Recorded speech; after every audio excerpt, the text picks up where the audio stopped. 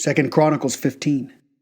A spirit of God came over Azariah son of Oded, and he went out before Asa, saying to him, Hear me, Asa, and all of Judah and Benjamin. Hashem is with you because you are with him. If you seek him, he will make himself accessible to you. But if you abandon him, he will abandon you. Many days passed by for Israel without a true God, and without a Cohen to teach, and without Torah. But they returned to Hashem, the God of Israel, when they were in trouble, and he made himself accessible to them. In those times, there had been no peace for people coming and going, for many disturbances affected all the inhabitants of the lands. One nation was battered by the other, and one city by the other, for God confounded them with all kinds of troubles. But you be strong, and do not lose resolve, for there is reward for your actions. When Asa heard these words and the prophecy of the son of Oded the prophet, he was encouraged, and he removed the detestable things from all of the land of Judah and Benjamin, and from the cities which he had conquered from Mount Ephraim. And he renewed the altar of Hashem that was before the hall of Hashem. He gathered together all of Judah and Benjamin, and those from Ephraim and Manasseh and Simeon who dwelled among them. For many people of Israel defected to him when they saw that Hashem his God was with him. They were gathered in Jerusalem in the 3rd month of the 15th year of Asa's reign. They brought offerings to Hashem on that day from the spoils that they had taken, 700 cattle and 7,000 sheep. They entered into a covenant to seek out Hashem, the God of their forefathers, with all their heart and with all their soul. And anyone who would not seek Hashem, God of Israel, would be put to death, whether small or great, man or woman. They swore to Hashem in a loud voice and with shouts, with trumpets, and with shofars. All of Judah rejoiced over the oath, for they had sworn with all their heart. They had sought him with all their desire, and he was accessible to them. And Hashem had granted them rest all around them. King Asa even deposed his grandmother Maacah from being a queen, because she had made an abomination to Asherah. Asa chopped up her abomination, and ground it up and burned it in the Kidron Valley. The high places did not cease from Israel. Nevertheless, Asa's heart was perfect all his days. He brought in the consecrated goods of his father and his own consecrated goods to the temple of Hashem, silver and gold and vessels. 2 Chronicles 16. There was no war until the 35th year of Asa's reign. In the 36th year of Asa's reign, Baasa, king of Israel, attacked Judah and built up Ramah in order to prevent Asa, king of Judah, from leaving or entering. Asa removed silver and gold from the treasuries of the temple of Hashem and the king's palace and sent it to Ben-Hadad, the king of Aram, who dwelled in Damascus, saying, There is a treaty between me and you, and between my father and your father. Behold, I have sent you silver and gold. Go, annul your treaty with Baasa, king of Israel, so that he will depart from me. Ben-Hadad heeded King Asa, and he sent the officers of his soldiers against cities of Israel. They struck at Ijon, Dan, and Abel-Maim, and all the storage cities among the cities of Naphtali. When Baasa heard this, he ceased building of Ramah, and he halted his work. And King Asa took all of Judah, and they carried away the stones of Ramah and its wood, with which Baasa had built. And with them King Asa built up Geba and Mizpah. At that time Hanani the seer came to Asa, king of Judah, and said to him, Because you relied on the king of Aram, and did not rely on Hashem your God, therefore the army of the king of Aram slipped out of your hands. Behold, the Ethiopians and the Lubim constituted an immense army, with very many chariots and horsemen. Yet, when you relied on Hashem, he delivered them into your hand. For Hashem's eyes roam throughout the land, to strengthen those whose hearts are sincerely with him. You have been foolish in this, for from now on you will have wars. Asa became angry with the seer, and he put him in prison, for he was furious with him for this. Asa began to oppress some of the people at that time. Behold, the earlier and later events of Asa are recorded in the book of Kings of Judah and Israel. Asa became ill in his legs in his 39th year of his reign, until his illness spread upward. Also in his illness he did not seek out Hashem, but rather doctors. Asa lay with his forefathers. He died in the 41st year of his reign. They buried him in his grave that he had dug for himself in the city of David. They laid him down in a bed that he had filled with spices and all types of perfumes, blended with an apothecary's art, and they made a very large pyre for him. His son Jehoshaphat reigned in his place, and he strengthened his reign over Israel. He placed forces in all the fortified cities of Judah, and he stationed garrisons in the land of Judah, and in the cities of Ephraim that his father Asa had captured. Hashem was with Jehoshaphat, for he followed the original paths of his father David, and did not seek out the Baal idols. But he sought out the God of his father, and followed his commandments, unlike the deeds of the kingdom of Israel. So Hashem established the kingdom in his hands, and all of Judah brought tributes to Jehoshaphat, and he had much wealth and honor. His heart was elevated in the ways of Hashem. Furthermore, he eliminated the high places and Asherah trees from Judah. In the 3rd year of his reign, he sent his officers, Ben-Hail, Obadiah, Zechariah, Nethanel, and Micaiah, to give instruction in the cities of Judah.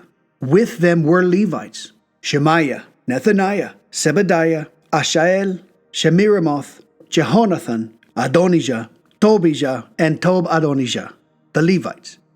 And with them were Elishama and Jehoram, the Kohanim.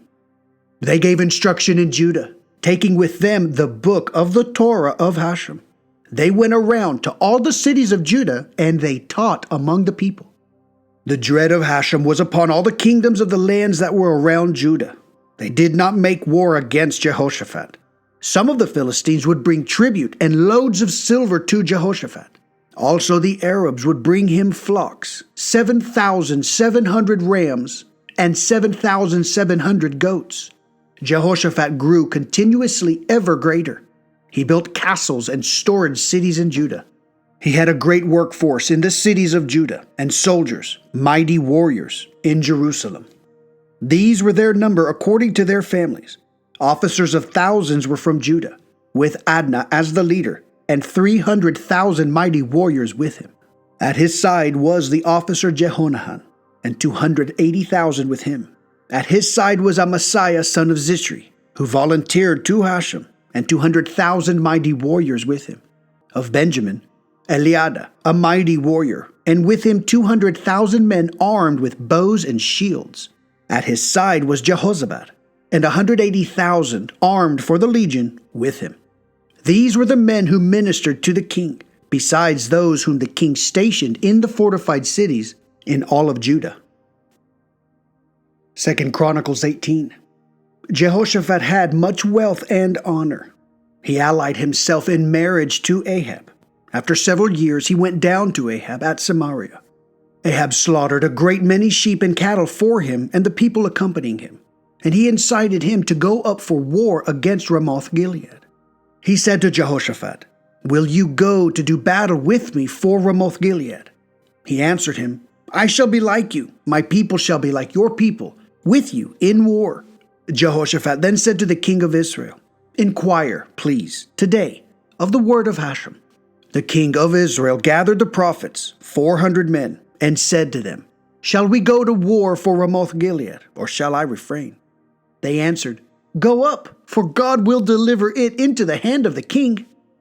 Jehoshaphat said, "Is there no longer here a prophet of Hashem of whom we may inquire?"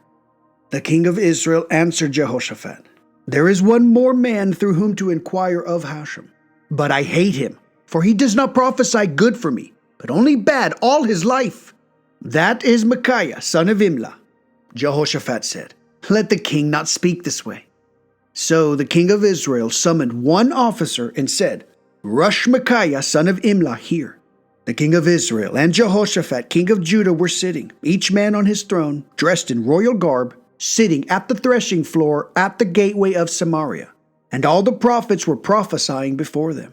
Zedekiah, son of Shenanah, made himself iron horns and said, "Thus said Hashem, with these you shall gore Aram until they are obliterated." All the prophets were prophesying similarly, saying, "Go up to Ramoth-Gilead and triumph, for Hashem will deliver it into the hand of the king." The messenger who had gone to summon Micaiah spoke to him, saying, Behold, the words of the prophets are unanimously favorable toward the king. Please let your words be like those of one of them, and speak favorably. But Micaiah said, As Hashem lives, I swear that whatever my God says to me, that shall I speak. He came to the king, and the king said to him, Micah, shall we go to war for Ramoth Gilead, or shall I refrain? He said, Go up and triumph, and they will be delivered into your hand. The king then said to him, I adjure you many times over that you speak to me nothing but the truth, in the name of Hashem. Micaiah then said, I saw all of Israel scattering to the mountains, like sheep that have no shepherd, and Hashem saying, These have no master, let each man go to his house in peace. The king of Israel said to Jehoshaphat, Did I not tell you that he never prophesies good for me, but only bad? Micaiah said further, Therefore, listen to the word of Hashem.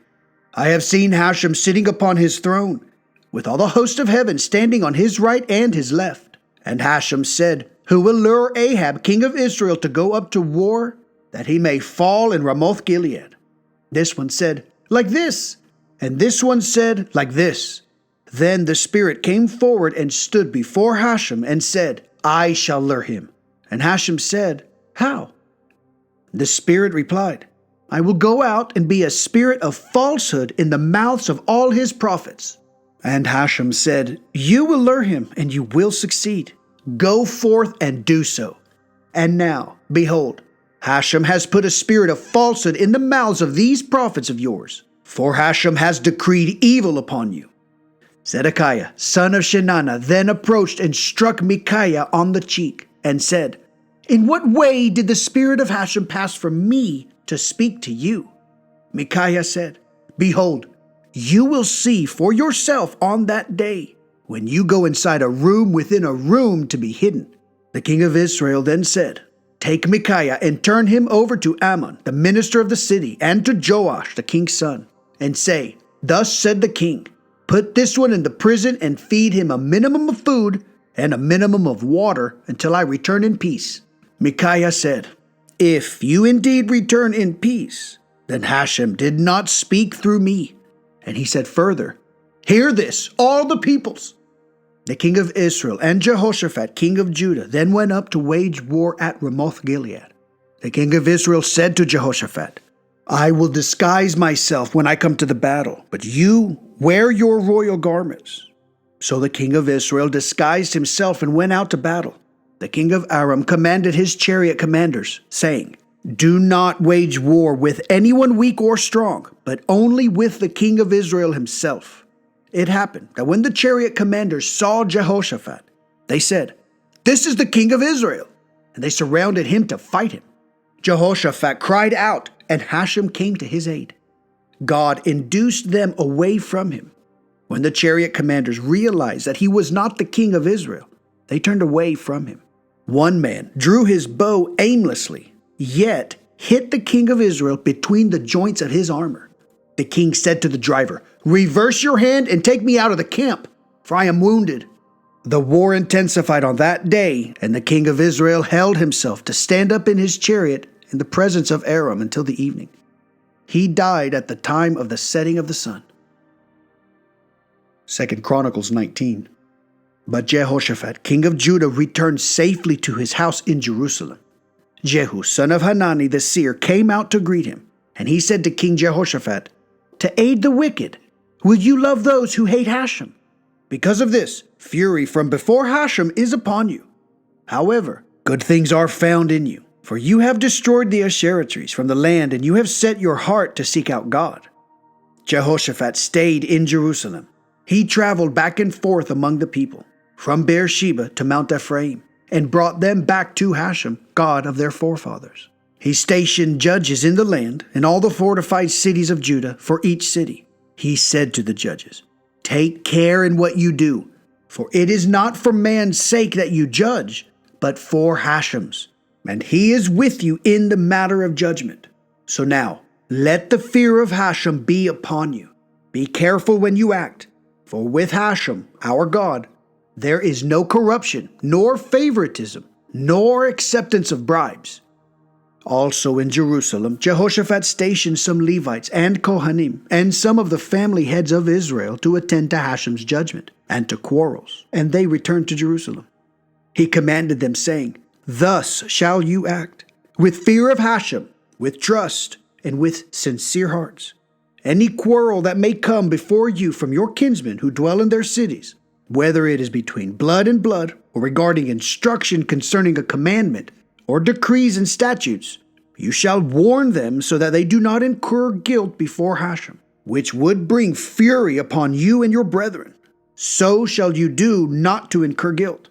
Behold, Amariah the chief Kohen is over you concerning all matters of Hashem, and Zebediah son of Ishmael the ruler of the house of Judah concerning all matters of the king, and the Levite officers are before you.